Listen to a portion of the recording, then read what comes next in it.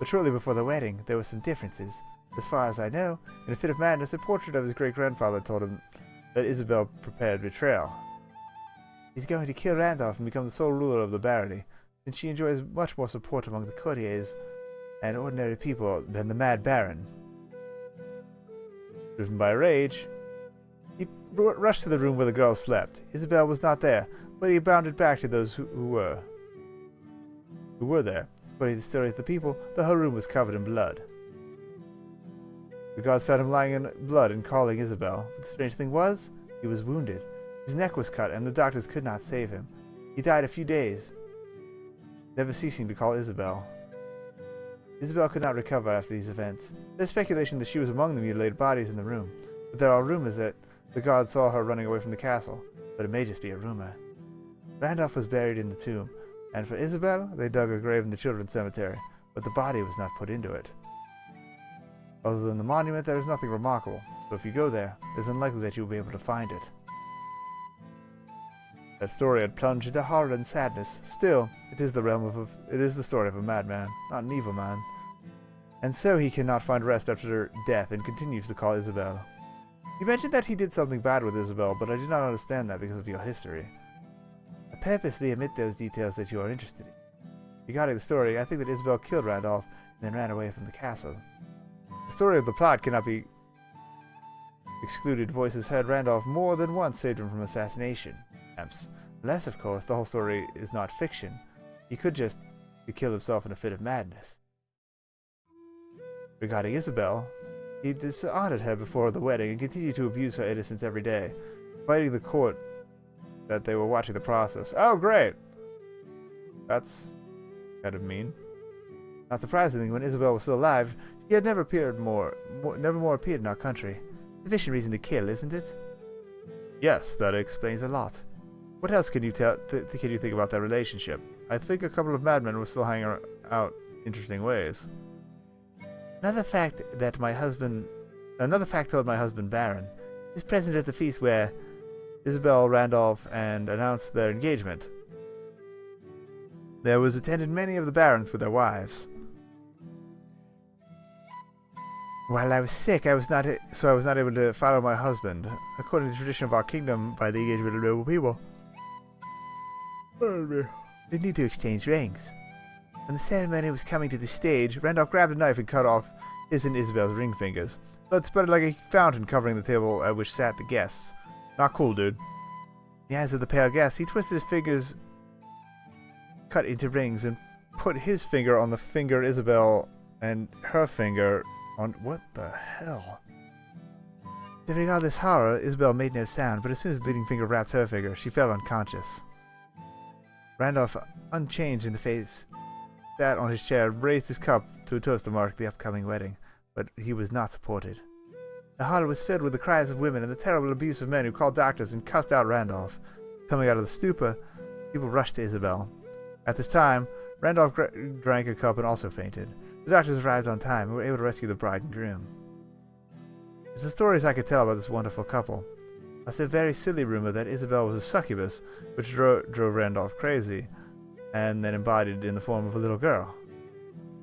If you're tired, you can stay and spend more time with me, or send on toward the unknown, as befits your young boy. I'm good. Oh, Alana seems cool, although I think she might be out to kill me too. Well, I do not want anyone to look. I will stay in the company of the beautiful ladies Alanis. It is a surprisingly good source. I'll stay with you a little more. I'm not in a hurry, Randolph. Wait an eternity and can wait a little more. Mad with grief, he will not be. True remark. Although I would love him to stop calling Isabel. His cries break the silence of the beautiful graveyard, scare rare people who wander this part of the cemetery. Excuse me for my indiscretion. We do not know each other long enough to say such things, especially considering the etiquette of your cemetery. I'm sure that you are often said about it, but I cannot help myself. Ugh, you are beautiful. You are beautiful even frozen as stone statues in the cemetery. I am afraid to imagine how you were great in life. Your husband was the biggest lucky on the ground. The biggest lucky on the ground! That's my new Twitter name. And in the cemetery. And the present, no one could surpass him. Pardon me.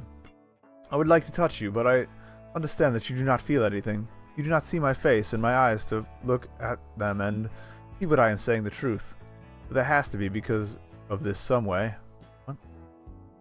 Could you imagine that I have to touch you? As for your face, spend your fingers near your eyes. I touch the tip of the nose. I look into your eyes.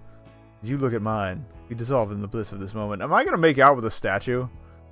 Stop, you confuse me. I cannot imagine. How would it have been nice? Nobody told me such things for centuries. No one touched me even longer. Banger ghost. Ghost rights. No one touched me even longer. I forgot all these feelings, but your words, they reminded me of the simple pleasures of the flesh. You are still an extraordinary young man, whose destiny has led him to the death in the cemetery. Even if it has brought you here to die, I would not let that happen. I feel... What's happening? Everything was setting and shaking, as if the very earth began to move, like a tablecloth on the table. We crackery standing on it. I may have effed up. Bright flash of light almost blinded me. It increases rapidly until it hit all around in white light, which greatly hurt my eyes. It all happened in a few moments, a few heartbeats, but it felt an eternity. Beautiful face of Lady Alana swallowed with a white light, and all I could think of was that maybe this was the end, and I am more it will never see. I lose stupid happiness, but at least silly circumstances of my evening walk after work. Except for the outbreak that was still a noise, like the noise of the burnt system screen, as if the monitor lamp burned and published its dying groan, and giving the last light in our lives. White light retreated. Everything around was dark, as happens in a dark room that is curtained, window curtains, and turned off by the light.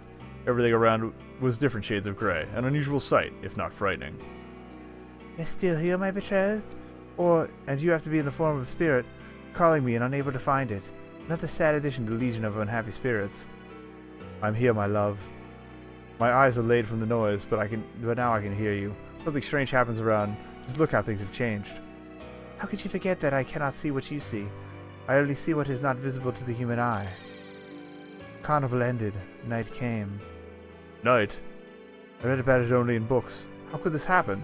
In a city where the sun never sets, and never gets so dark. Even in the days when the sky is covered with clouds during the rain. Leave these silly questions. Come closer to me. Take my hand and look at the sky. Tell me what you see there. I think you'll see there is something beautiful. Such as a beautiful am I in your imagination. I walked over to the statue of Lady Alana's. I took her hand. Although statues do not change their pose, I put my hand over her hands. Her hand was warm, as if the blood pulsing or thermal generator was working inside the stone. Both options are equally mad. Out of where there could be blood in the stone, and why would anyone want to install a thermal generator in a cemetery statue? But these questions can be left for later. Now we need to look at the sky. Inside of me, fighting the irrational fear of the unknown and curiosity.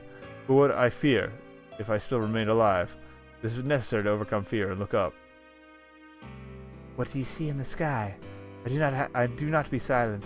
I'm afraid that you can get away from me again, leaving in silence and solitude, as you have already done once. I see a strange sun, though I have not seen him ever in my life.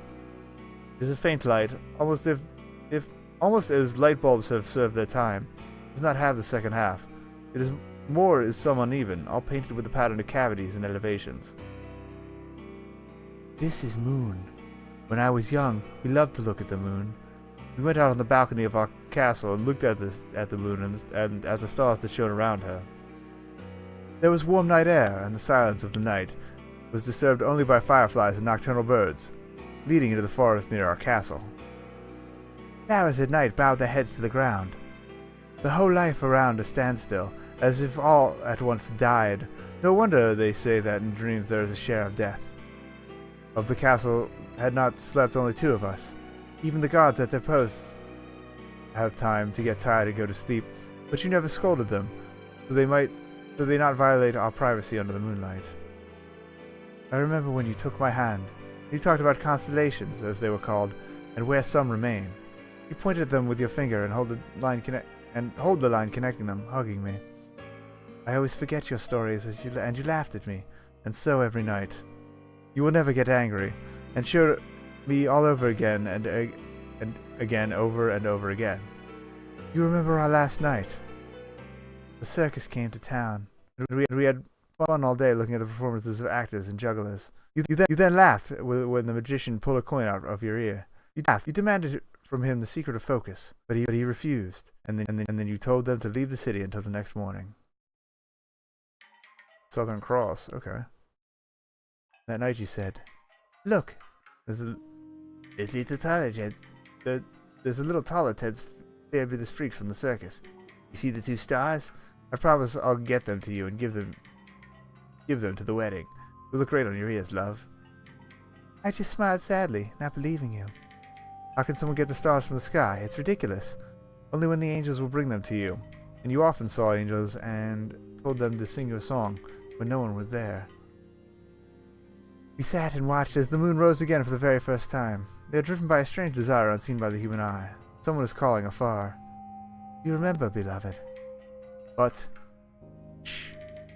You hear someone calling in the distance, as in the day when we heard someone shouting for and calling for us. Is anyone there? I hear your voices. Sound of footsteps approaching closer and closer. Turning then to the rustling of the grass, the sound of heels on the stone path. We fell silent and continued to look at the sky. The moon was rising for me for the first time.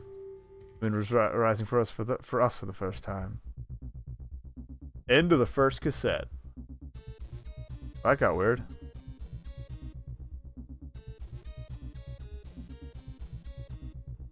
I think we're gonna save there. We're gonna come back to this tomorrow.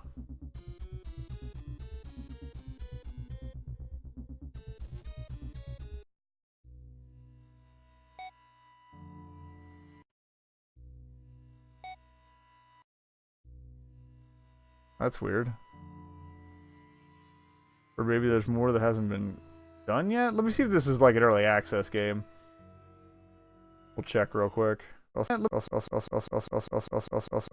explodes when you try to close it, so there's that. Kind of like where that went though. It got really weird. Kind of curious about the nature of the city, but Alright. Cyber City store page. It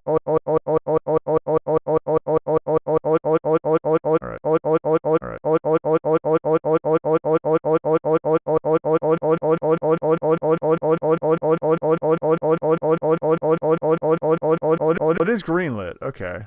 Apparently I voted for it. Yeah. I think we might come back for some side stories later.